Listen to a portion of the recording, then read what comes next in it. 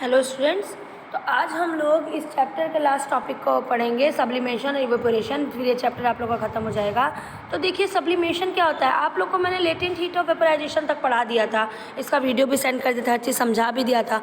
अब आज सब्लिमेशन देखेंगे। तो सब्लिमेशन है क्या? सब्लिमेशन एक प्रोसेस है, ठीक है। वो प्रोसेस है जिसमें एक सॉलिड सब्सटेंस हीट करने पर डायरेक्टली किस में बदल जाता है, गैसीय, अपने गैशियस स्टेट में चेंज हो जाए, तो उसको हम लोग क्या कहते हैं, सब्लिमेशन का। क्या कहा कि जब वो प्रोसेस जिसमें एक सॉलिड सब्सटेंस को जब आप हीट करते हो वो डायरेक्टली किस में बदल जाए, वो अपने गैशियस स्टेट में बदल जाए, तो उसको हम लोग क्या कहेंगे, उसको हम उस प्रोसेस को कहेंगे हम सब्लिमेशन। और ऐसे सब्सटेंस को हम बोलते हैं सबलाइम सब्सटेंस। क्या बोलते हैं? Sublime substance. समझ रहे हो क्या है?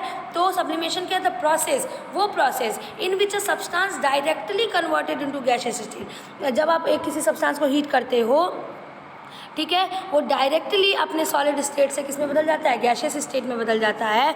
ऑन हीटिंग, यहाँ पे आप एक काम करिएगा, फ्रॉम सॉलिड, यहाँ पे ऑन हीटिंग ऐड कर लीजिएगा। क्या ऐड कर लीजिएगा?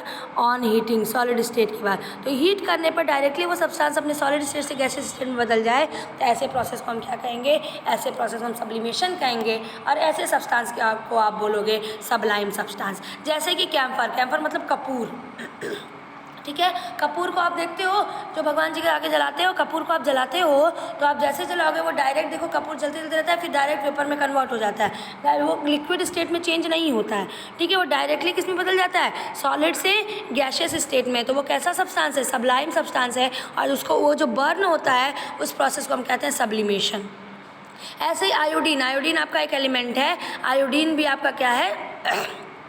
सबलाइम सब्सटेंस है। आप सॉलिड आयोडीन को जब हीट करोगे तो वो डायरेक्ट इसमें बदल जाएगा, वेपर में बदल जाएगा। ऐसे ही सॉलिड कार्बन डाइऑक्साइड है। सॉलिड कार्बन डाइऑक्साइड को ड्राई आइस भी कहते हैं। मैंने एक क्वेश्चन आप लोग को भेजा था, ठीक है, तो ड्राई आइस भी कहते हैं उसको। तो सॉलिड कार्बन डाइऑक्साइड को जब हीट करोगे वो भी डायरेक्ट इसमें बदल जाएगा, वेपर में बदल जाएगा। तो ऐसा प्रोसेस जिसमें कोई सब्सटेंस को आप हीट करते हो तो डायरेक्टली अपने सॉलिड स्टेट से गैसियस स्टेट में बदल जाए, उसको हम लोग क्या कहते हैं?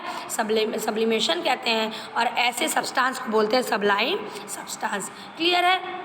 चलिए अब नेक्स्ट हम लोग पढ़ते हैं इसका, एक मिनट, नेक्स्ट हम पढ़ेंगे इस चैप्टर का लास्ट टॉपिक इवेपोरेशन। इवेपोरेशन आपको पता ही है कि वो प्रोसेस जिसमें एक सब्सटेंस किस में बदल जाता है, लिक्विड स्टेट से किस में बदल जाए, गैशियस स्टेट में बदल जाए। वो इवेपोरेशन क्या है कि वो प्रोसेस जिसमें एक सब्सटेंस क्या हो, लिक्विड स्टेट से किस में बदल जाए, गैशियस स्टेट में बदल जाए। अब यहाँ पे एक चीज़ मैं बता दूँ, इवेपोरेशन हर एक टेम्परेचर पे होता है। अगर आप उसको हीट करोगे तो इवेपोरेशन का रेट बढ़ जाएगा, बट ऐसा नहीं है कि अगर आप उसको हीट नहीं करोगे तो वो इवेपोरेशन का प्रोसेस बंद हो जाता है। नहीं, इवेपोरेशन हर एक टेम्परेचर पे होता है, बस ये होगा कहीं पे धीरे होगा, कहीं पे तेज होगा, ठीक है। तो आपका इवेपोरेशन क्या है? वो प्रोसेस जिसमें एक लिक्विड सब्सटेंस किस में बदल जाए, एक सब्सटेंस अपने लिक्विड स्टेट से किस में बदल जाए, गैशियस स्टेट में बदल जाए, तो इसको हम लोग बोलेंगे इवेपोरेशन। अब इवेपोरेशन को कौन कौन से फैक्टर अफेक्ट करते हैं? तो आपका जो पहला है वो है evaporation increases on increasing temperature. मैंने अभी बताया ही, अगर आप टेम्परेचर को इंक्रीज़ कर देते हो, जैसे मान लो वाटर को आपने रूम टेम्परेचर पर रख दिया इवेपोरेट होने के लिए, तो बहुत दिन लगाएगा वाटर इवेपोरेट में, धीरे धीरे उसका इवेपोरेशन होगा। बट अभी आप उसको क्या कर दीजिए, हीट कर दीजिए, हीट करने लगे तो जल्दी जल्दी क्या होगा, जल्दी जल्दी वेपराइज हो जाएगा।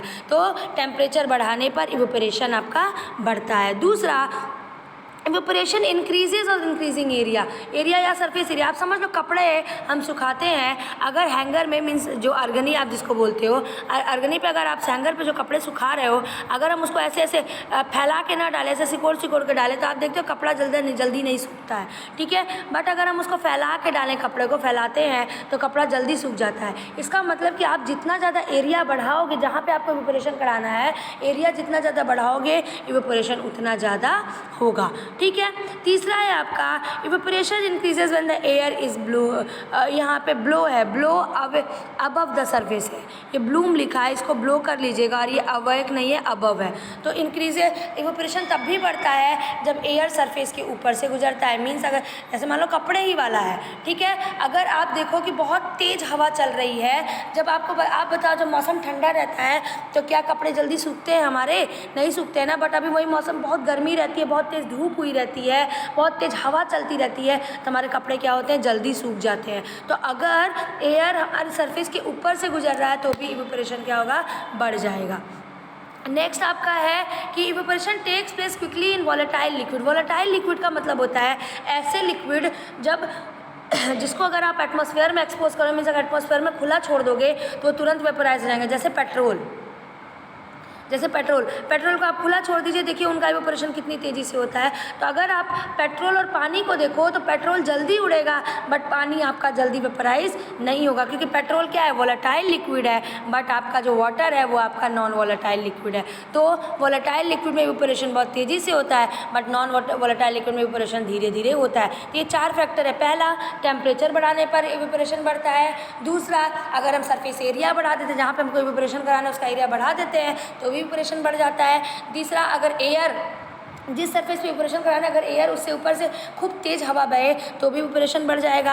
और चौथा, वोलेटाइल लिक्विड में इवेपोरेशन बहुत तेज़ी से होता है। वोलेटाइल लिक्विड क्या होते हैं, ऐसे लिक्विड्स जिनको अगर हम एटमॉस्फेयर में एक्सपोज करें तो वो क्या हो जाते हैं, वो वेपोराइज हो जाते हैं। ठीक है, जैसे पेट्रोल। और अब आपका क्या लास्ट में लेटेंट हीट की डेफिनेशन है जो मैं आपको पहले ही समझा चुकी हूँ। लेटेंट हीट क्या होता है, the amount of heat required to change the state of a substance, ठीक है, विदाउट चेंजिंग इट्स टेम्परेचर। ये आधा लिखा हुआ है। तो आपका लेटेंट हीट क्या है, वो अमाउंट है हीट का कि जब आपके जो क्या करता है किसी सब्सटेंस के स्टेट को बदलता है बिना उसके टेम्परेचर को चेंज किए हुए। तो यहाँ पे आपका ये चैप्टर ख़त्म होता है। अब इससे रिलेटेड हम क्वेश्चंस करेंगे और फिर उसके बाद नेक्स्ट चैप्टर पढ़ेंगे।